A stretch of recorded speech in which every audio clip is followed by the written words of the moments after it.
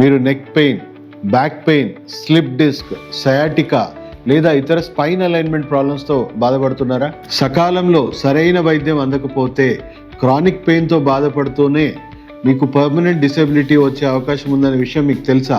English మెడిసిన్లో కేవలం pain killers, physio, surgery ద్వారా లక్షణాలకు వైద్యం ఇచ్చిన సైడ్ ఎఫెక్ట్స్ని మరియు డిసెబిలిటీని ఆపలేరనే విషయం మీకు తెలుసా? 80% మీ వెన్నుపూస డ్యామేజ్ అవ్వడానికి కారణం మీ gut health imbalance, autoimmunity and మీ బాడీలో ఉన్న excess inflammation.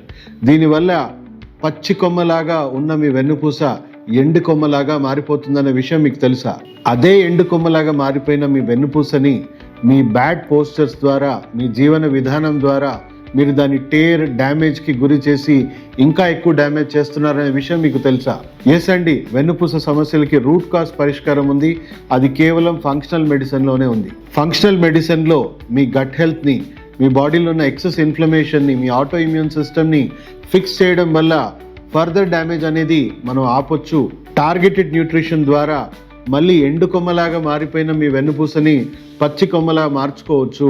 Non surgical treatments like acupuncture మరియు ఇతర స్పైన్ అలైన్మెంట్ ట్రీట్మెంట్స్ ద్వారా ఎలాంటి సైడ్ ఎఫెక్ట్స్ లేకుండా మీ వెన్నుపూసలో ఉన్న నొప్పిని తగ్గించుకోవడమే కాకుండా నాన్ సర్జికల్గా మీ స్లిప్ డిస్క్ని, సయాటికాని, రేడియేటింగ్ పెయిన్స్ అన్నిటిని కూడా తగ్గించుకోవచ్చు అనే విషయం మీకు తెలుసా?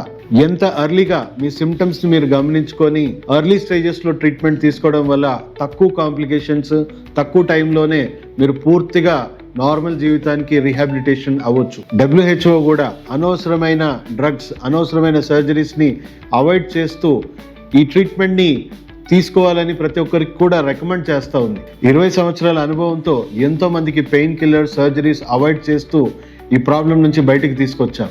Be careful, be aware and be pain free with second life.